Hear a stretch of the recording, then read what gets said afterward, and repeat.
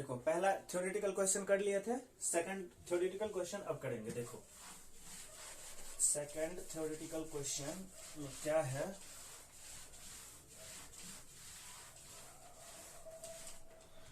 Second theoretical question यहाँ पे T Q लिख देते हैं, ठीक है। टी क्यू लिख देंगे यानी कि थ्योरेटिकल क्वेश्चन समझ जाओगे।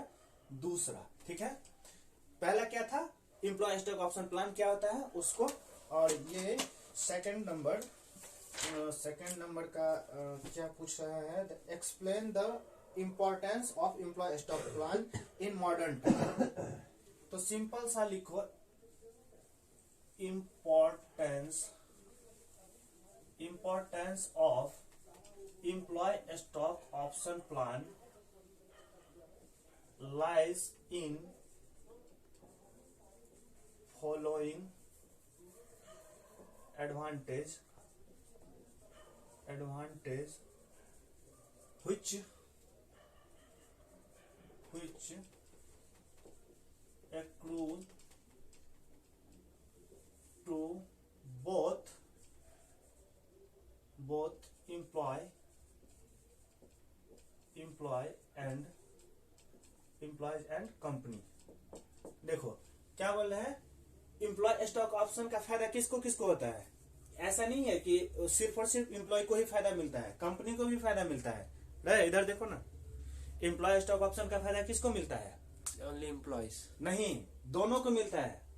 क्यों, एम्प्लॉयज को तो सस्ता में शेयर मिल गया और उसको कंपनी को क्या फायदा मिल गया, एम्प्लॉय अच्छा मिल गया, अच्छा एम्प्लॉय मिल गया, जल्दी जल्दी कंपनी नहीं छोड़ करके जाएगा, ज्यादा दिन तक कंपनी में काम करेगा, उसको ट्रेनिंग कॉस्ट बचेगा, नया एम्प्लॉय आएगा तो नया उसको सिखाना पड़ेगा नया नया चीज, हाँ, एक्सपीरियंस आदमी रहेगा तो एक अच्छे से काम करेगा, स्किल्ड वर्कर को, अच्छे टैलेंटेड वर्कर को उसको रिटर्न करने में फायदा मिलेगा। इसलिए हम यहाँ पे लिखे हैं importance of employ stock option lies in the following advantage which accrue to both employee and company, जो दोनों के लिए फायदेमंद है, एम्प्लॉय के लिए भी और कंपनी के लिए भी। तो देखो पहला इसका फायदा क्या है, इसका फायदा पहला क्या है, it provide an opportunity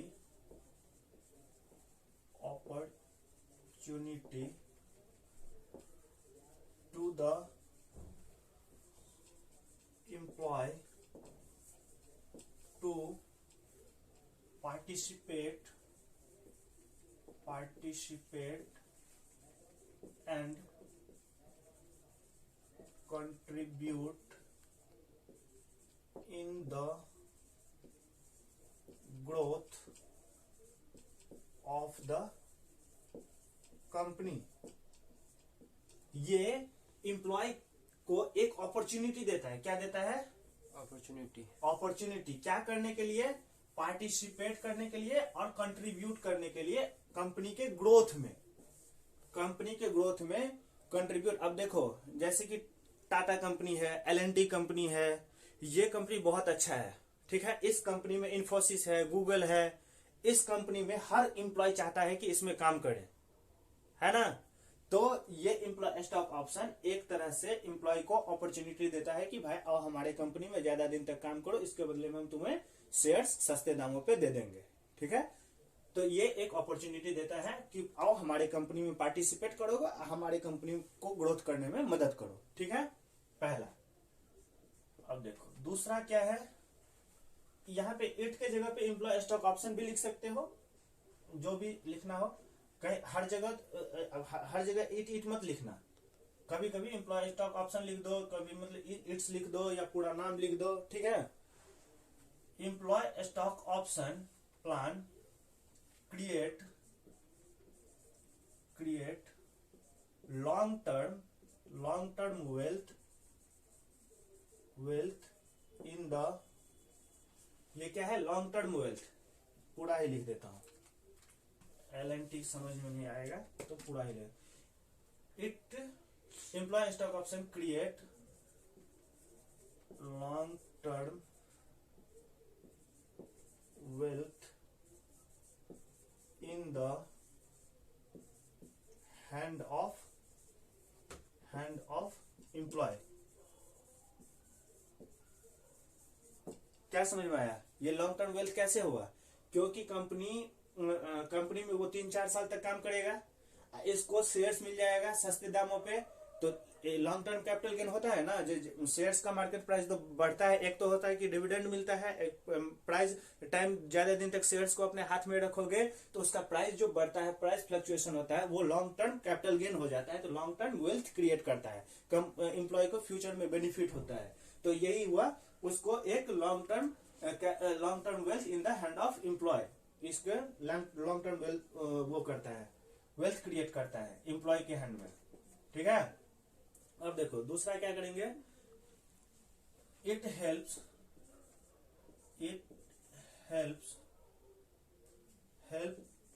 to the company to attract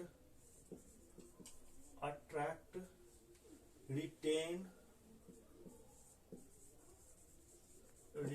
and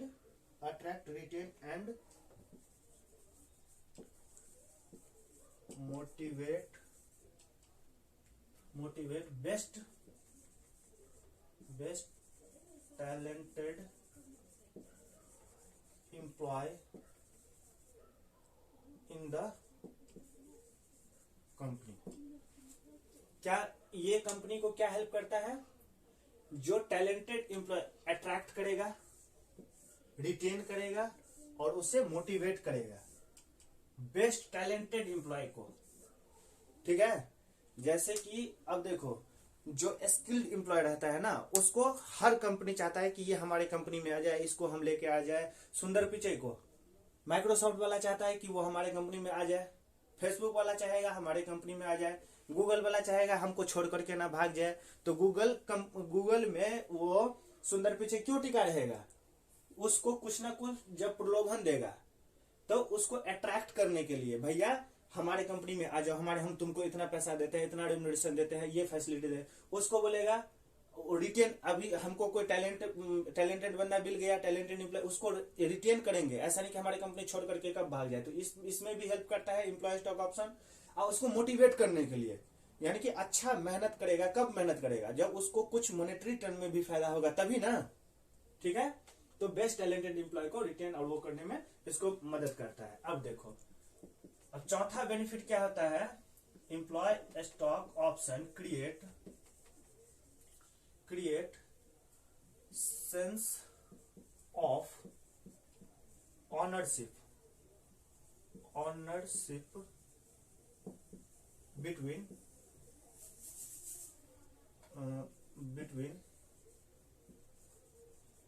employee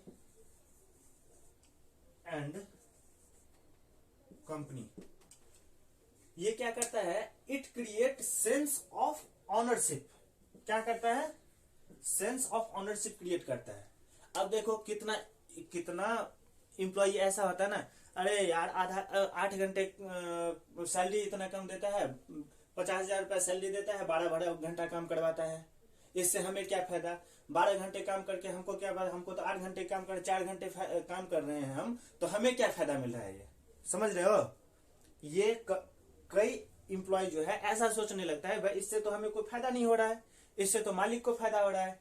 भाई सुनो ना, इधर सुनो ना, इसको फायदा क्या हो रहा है? ये जब कंपनी एम्प्लॉय को लगेगा नहीं यार ये मेरा अपना काम है, नहीं समझे? उसको लगेगा कि ये मेरा अपना काम है। ऑनरशिप मतलब क्या? स्वामित्व। उसको जब फील होगा जो ये मेरा अपना काम है, किसी दूसरे के लिए हम काम नहीं कर रहे हैं। अब देखो, जब कंपनी अपने एम्प्लॉय को शेयर्स दे देगा तो और मोटिवेट होकर के काम करेगा कि नहीं? अब रिलायंस में देखो, रिलायंस में मुकेश अंबानी जो है उसका 51% से ज्यादा शेयर है, तो वो चुप होकर के रिलैक्स होकर के बैठा रहेगा? जो गया कंपनी गया तो उसका सबसे ज्यादा नुकसान होगा। हमारा तुम्हारा तो 1% 8% शेयर होगा, 10-20 शेयर लेकर के बैठे हो, उसका तो 51%। यदि उसका 1 रुपया भी मार्केट में गिरा ना तो उसका करोड़ों रुपए का नुकसान हो जाएगा। वो टॉप 10 के लिस्ट में से टॉप 4 में, टॉप 10 से बाहर हो जाएगा ना। तो इसीलिए ये जब एम्प्लॉय को शेयर्स दे देता है तो उसको लगता है कि नहीं यार, हमें और मेहनत करना है, इससे हमारे शेयर्स का भी वैल्यू बढ़ेगा। उसको ऐसा नहीं लगता है कि हम किसी के नौकर हैं, उसको ऐसा फील होता है कि हम कंपनी के मालिक हैं, है ना। इसलिए ये एम्प्लॉय स्टॉक ऑप्शन ये भी फील करवाता है। आ गया समझ में। 4 बेनिफिट, इसका इंपॉर्टेंस ये हो गया। पहले तो ये लिखोगे कि इसका बेनिफिट जो है, इंपॉर्टेंस जो है फॉलोइंग एडवांटेज में आता है, जो कि बोथ एम्प्लॉयर एंड एम्प्लॉय को बेनिफिट मिलता है। पहला क्या हो गया? पहला हो गया ये अपॉर्चुनिटी देता है एम्प्लॉय को पार्टिसिपेट करने के लिए और कंट्रीब्यूट करने के लिए, ग्रोथ ऑफ कंपनी के ग्रोथ में पार्टिसिपेट करने के लिए और उसको कंट्रीब्यूट करने के लिए, ठीक है, अपॉर्चुनिटी देता है। दूसरा क्या करता है, ये लॉन्ग टर्म वेल्थ क्रिएट करता है, लॉन्ग टर्म वेल्थ क्रिएट करता है एम्प्लॉयज के हैंड में। तीसरा क्या करता है, ये एक टैलेंटेड एम्प्लॉय को अट्रैक्ट करने में, रिटेन करने में, मोटिवेट करने में उसको मदद करता है कंपनी को। चौथा एम्प्लॉय क्या करता है, एक सेंस ऑफ ऑनरशिप का माहौल क्रिएट करता है। ऐसा नहीं नौकर मालिक का, ऐसा नहीं है कि वो हम तो नौकर हैं, हमें क्या फायदा हुआ तो मालिक को हुआ, नुकसान हुआ तो मालिक का हुआ, ऐसा नहीं, ऐसा कल्चर नहीं होता है इसमें। वो उसको एम्प्लॉय को भी लगता है कि नहीं, हम मालिक हैं, कंपनी के मालिक हैं, हमारा शेयर होल्डिंग है इसमें, हमको और मेहनत से काम करना है, ठीक है। चलो ये हो गया दूसरा क्वेश्चन खत्म। अब